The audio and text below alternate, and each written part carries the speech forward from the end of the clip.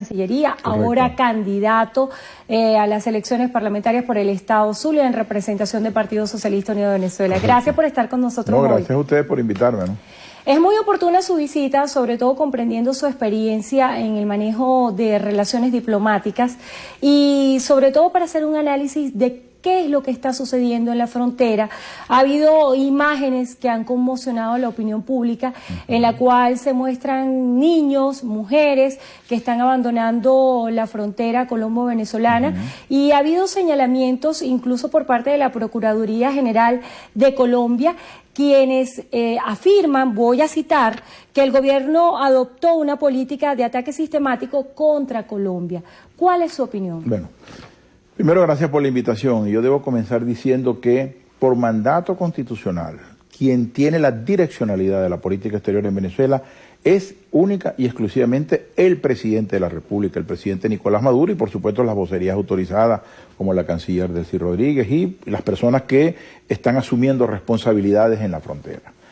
Para nadie es un secreto que lamentablemente, por muchísimos años, el norte de Colombia, justamente lo que limita con Venezuela, tenemos 2.200 kilómetros de frontera con Colombia, lamentablemente por muchísimos años ha estado, me atrevo a decir, abandonado por las autoridades de Bogotá. Y no estoy acusando específicamente a nadie, ni a ningún presidente, pero es históricamente, al punto que allí en esa zona del norte de Colombia se entronizaron la guerrilla, el narcotráfico, el paramilitarismo y prácticamente ahí había una o situación de total ingobernabilidad o un gobierno anormal que dirigían prácticamente estos grupos. ¿Qué trajo esto? Entre otras, como consecuencia, que se produjese una estampida, casi se puede decir así, de hermanos colombianos hacia Venezuela. No olvidemos que de los 30 millones de habitantes que hay en el país, más o menos 5 millones son colombianos, de tal manera, de primera, segunda, tercera generación. Nadie puede decir que en Venezuela se maltrata o hay ninguna posición en contra de los hermanos colombianos. Por el contrario, es prácticamente casi que la única vía de escape de las situaciones que viven ellos en Colombia.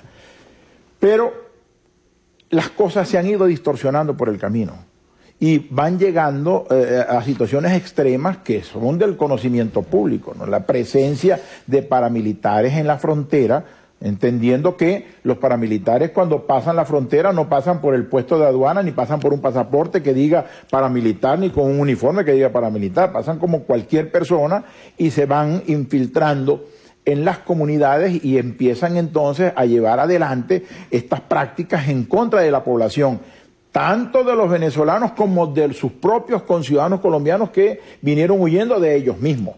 Entonces, aquí se están sumando elementos que el contrabando de combustible, donde Venezuela pierde una cantidad de dinero sumamente importante, y lo último, lo que hizo estallar todo fue esta circunstancia de la extracción masiva de contrabando de alimentos que llevó a la situación donde estos grupos paramilitares atentaron en contra de funcionarios nuestros. Ha habido demasiado, y concluyo con una primera idea, ha habido nuestras fronteras son demasiado permisivas, y yo creo que esta decisión que tomó el presidente Nicolás Maduro de decretar el estado de excepción, que no es otra cosa que esto es una situación excepcional que tiene que ser atendida de una manera distinta a las que tienen las leyes. Diputado, caer en las generalizaciones a veces nos hace caer en errores y tal vez todas las personas que estaban haciendo vida en la frontera no estaban asociadas a temas irregulares.